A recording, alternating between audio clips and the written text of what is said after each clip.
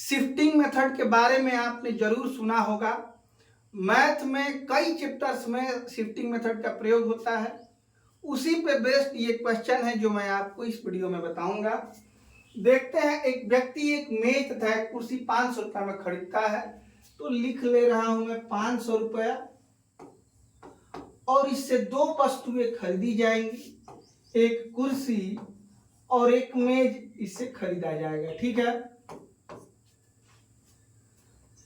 मेज को 10% हानि पर तथा कुर्सी को 10% लाभ पर बेचा जाता है।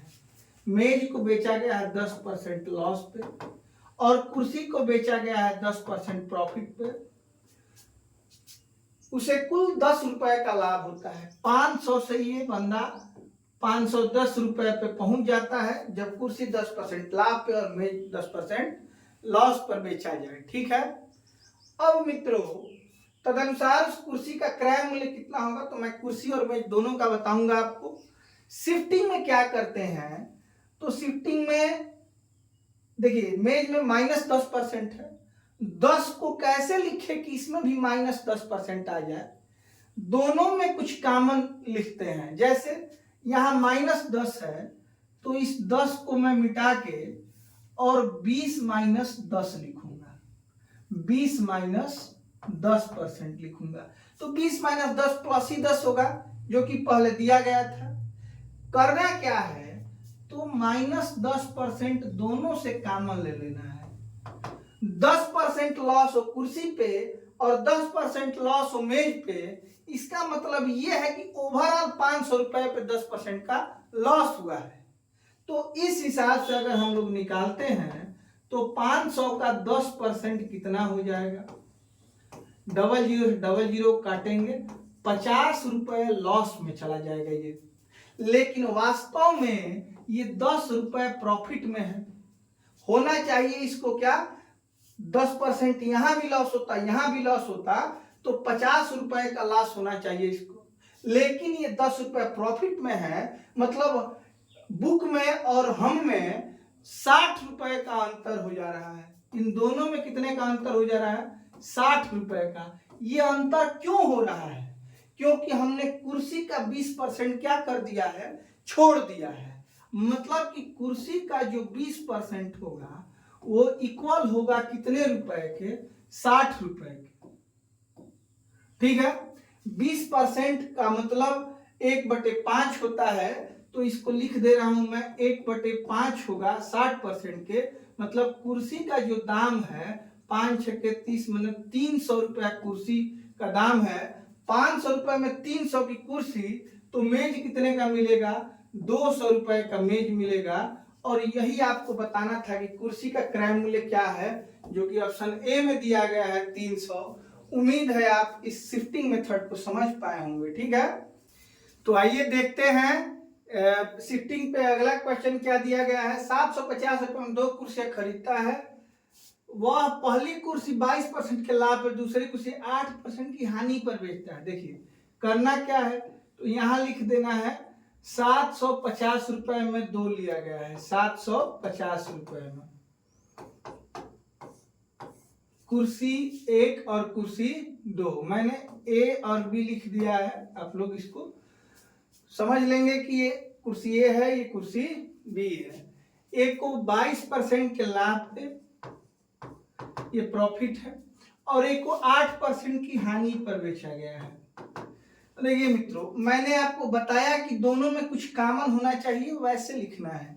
30 में से 8 घटाएंगे तो 22 लिखा जा सकता है। तो इसको मैं 22 को 30 - 8% लिख दे रहा हूं। ठीक है, अब कॉमन दोनों में क्या है, 8%। तो मान के चलेंगे कि ओवरऑल सौदे पे 8% की हानि हुई है। तो दोनों पे अगर 8% का लॉस होना मतलब 750 पे 8% का लॉस होना। लेकिन बुक में दिया गया है कि पूरे सौदे में कोई लाभ या हानि नहीं हुई है, मतलब कि 0 प्रॉफिट लॉस है। और हमारे हिसाब से 8% का लॉस है।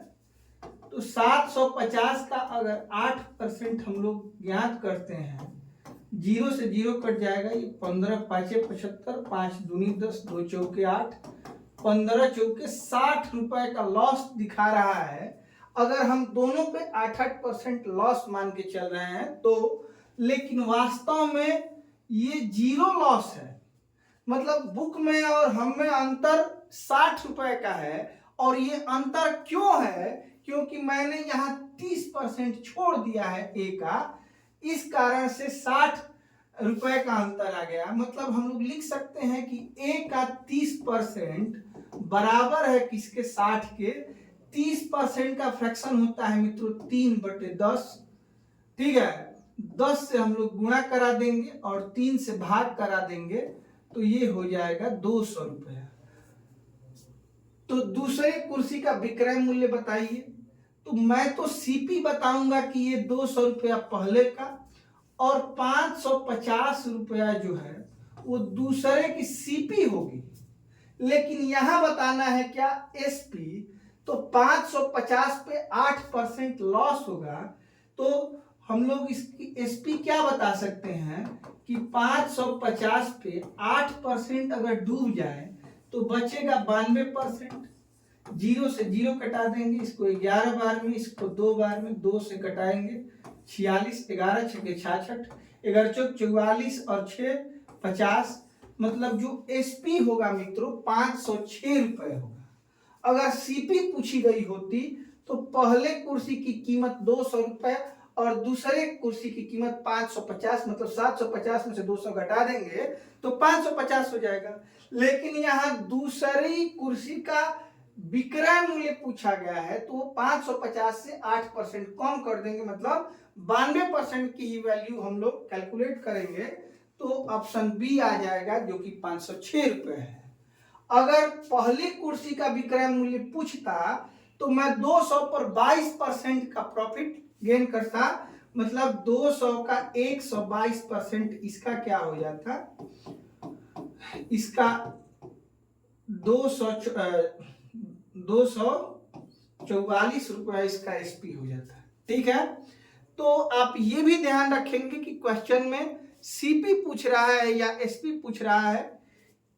इस मेथड से आप जनसंख्या से रिलेटेड क्वेश्चन भी बना सकते हैं। जैसे किसी गांव की जनसंख्या 5000 है, इसमें पुरुषों में 22% की वृद्धि होती है, महिलाओं में 8% की कमी होती है, लेकिन ओवरऑल गांव की जनसंख्या पे कोई असर नहीं पड़ता है। तो शिफ्टिंग का प्रयोग करके सेम यही क्वेश्चन आपको जनसंख्या में भी मिल सकता है। शिफ्टिंग मेथड का प्रयोग करके आप ये भी बता सकते हैं कि एक झुंड में कुछ मुर्गियां और कुछ भेड़े हैं और उनके पैरों की संख्या, सिरों की संख्या दी जाती है। इस क्वेश्चन को भी आप शिफ्टिंग मेथड से बना सकते हैं। ठीक है, एक और क्वेश्चन देखते हैं। एक आदमी 2160 रुपए में 2 पंखे खरीदता है। एक पंखा 15% के लाभ पर, दूसरा 9% की हानि पर बेचता है। उसे पूरे सौदे में न तो लाभ और न ही हानि हुई। पंखे का क्रय मूल्य बताइए। एक ये क्वेश्चन मैं आपको बता दूंगा तो आपका क्लियर हो जाएगा। देखिए करना क्या है, 2160 रुपए में 2 वस्तुएं, ठीक है, 2 पंखे हैं, एक को ए मान ले रहा हूं और एक को बी मान ले रहा हूं। अब एक पे 15% का लाभ, ठीक है, और दूसरे पे 9% की हानि हुई है। अब इस 15 को लिखने के लिए किस संख्या से 9 घटाया जाए? तो 24 में से आप 9 घटाते हैं, 24 में से 9 घटाते हैं तो ये भी वैल्यू जो होगी 15% की ही होगी। पर्पज क्या है इसको घटाने का कि दोनों में कुछ कॉमन हो जाए। -9 दोनों में कॉमन हो गया। जैसा कि बताया गया है प्रश्न में कि पूरे सौदे में न लाभ होता है न हानि होती है, मतलब 0 प्रॉफिट लॉस है। हम लोग मान लेते हैं कि ओवरऑल पूरे सौदे पे 9% की हानि हुई है, मतलब 2160 का 9% आपको देखना होगा कितना हानि हुआ। 0 से 0 कट जाएगा, ठीक है, और इसको गुणा करेंगे मित्रों तो 9 छके जो भी हो, इसमें एक बार 10 से भाग करके 21.6 गुणे 9 मैं कर दे रहा हूं।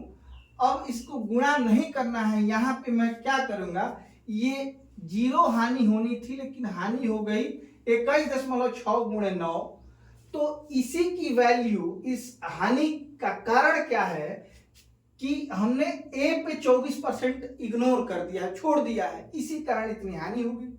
अब करना क्या है कि ए का जो 24% है वो बराबर है कितने के, तो 21.6 गुणे 9 के। अब इससे ले जाके मैं गुणा करूंगा तो ये एक जीरो से दशमलव हट जाएगा। अगर ये 12 से मैं करूं तो 12 दूनी 24, ये 12 से करूं तो 12 एकम 12, 12 आठ 96, 2 से कटाऊं तो 2 9 18, यहाँ 9, यहाँ 9 और एक जीरो, मतलब 9 9 81 पे एक जीरो बढ़ाएंगे तो ए की वैल्यू क्या हो जाएगी, 810 रुपए हो जाएगी। ठीक है, अब करना क्या है, तो बताना है कि हर पंखे का क्रय मूल्य बताइए। 810 रुपया इसमें कहीं दिख रहा है, तो सी ऑप्शन में 810 रुपया दिख रहा है। 2160 से 810 को घटा लेंगे तो कितना आंसर आ जाएगा दूसरा, 1350 रुपया हो जाएगा।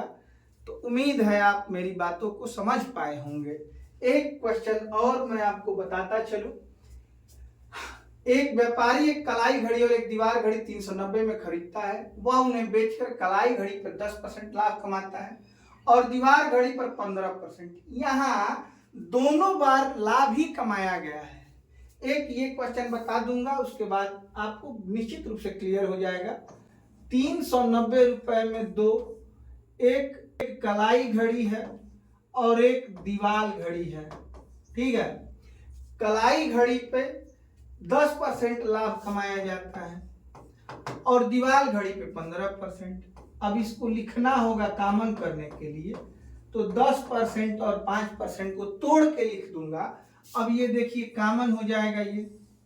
ठीक है, अब करना क्या है कि हमको प्रॉफिट लेना है 10% का दोनों पे, मतलब कि ओवरऑल 390 पे 10% का प्रॉफिट हो जाएगा, मतलब कि प्रॉफिट 39 रुपए का हो जाएगा। लेकिन बुक में दिया गया है प्रॉफिट कुल 51 रुपए 50 पैसे का। ठीक है, तो 51 तक पहुंचने में हम लोग कितना कम रह गए हैं, तो 12 रुपए 50 पैसे हम लोग कम रह गए हैं। और ये कमी क्यों आई है, क्योंकि हमने दीवार घड़ी का 5% क्या कर दिया है, इग्नोर कर दिया है। तो दीवार घड़ी का जो 5% है मित्रों, वो है 12 रुपए 50 पैसा। ठीक है, 5% का फ्रैक्शन क्या, अब चाहे तो आप 100% की वैल्यू 20 से आप गुणा कर देंगे, तो इसमें भी 20 से करना पड़ेगा।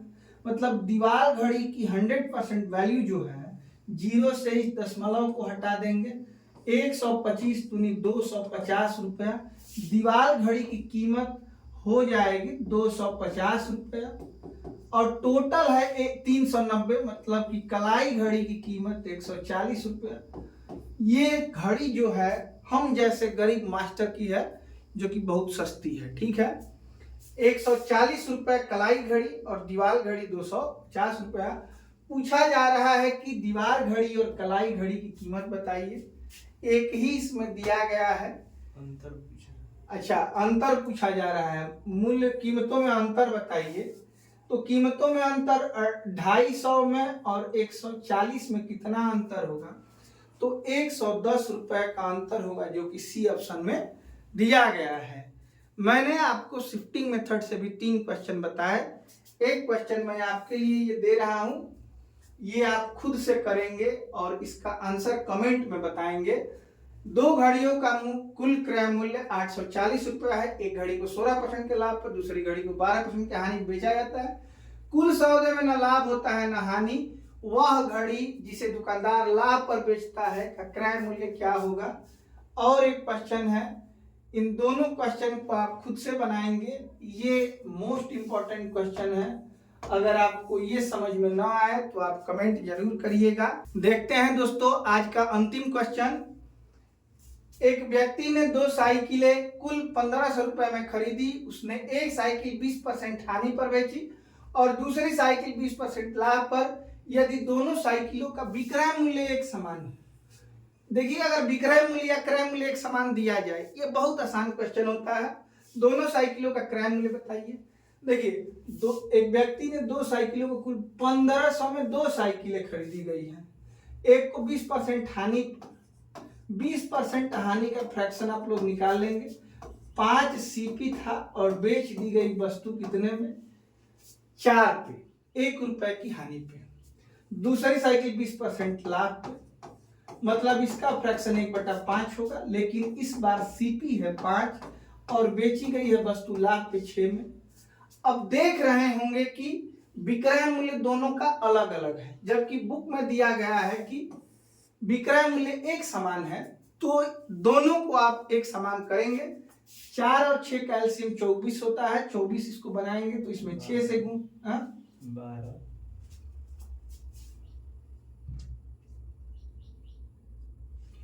तो 4 और 6 का एलसीएम 12 होता है। इसको आप 12 बनाएंगे तो इसमें 3 से गुणा करना पड़ेगा, इसमें भी 3 से गुणा करना पड़ेगा। इसको 12 बनाने के लिए इसमें 2 से, तो मजबूरी है आपको इसमें भी 2 से गुणा करना पड़ेगा। अब दोनों की एसपी बराबर हो गई। अब सीपी हमारा ये 15 और ये 10, दोनों सीपी मिला के 25 हुआ, लेकिन बुक में इसको क्या दिया गया है? 1500, 15 गुणे 100 यही दिया गया है ना। अब इसको कटाएंगे तो 1 की वैल्यू, इसको 4 बार में 100, 25 चौके 100 हो जाएगा, तो 1 की वैल्यू 60 आ जाएगी। पूछा ये जा रहा है कि दोनों साइकिलों का क्रय मूल्य कितना है, अलग अलग बताना है। तो ये 15 क्रय मूल्य है, 1 को 60 कहा जाता है, तो 15 को 15 गुणे 60 कहा जाएगा, मतलब ये हो जाएगा 900।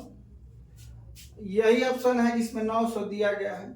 और दूसरे का क्रय मूल्य 5 दूनी 10 है, लेकिन 1 को 60 कहा जा रहा है, तो 10 गुणे 60 मतलब 600 रुपया हो जाएगा। तो जब भी आपको विक्रय मूल्य एक समान दिखे या क्रय मूल्य एक समान दिखे, तो आप लोग बहुत आसानी से इसको कर सकते हैं। फ्रैक्शन करके इसको बराबर कर लेना है। इसमें जिस संख्या से गुणा कराएंगे, मजबूरी है आपको इस संख्या में भी आपको गुणा कराना पड़ेगा, क्योंकि ये एक अनुपातिक मान है। ठीक है, जुड़े रहिए हमारे साथ। मिलते हैं आपसे अगले वीडियो में नए पैटर्न के साथ, नए तरीकों और ट्रिक्स के साथ। तब तक के लिए नमस्कार, धन्यवाद आपका हमारे साथ जुड़ने के लिए।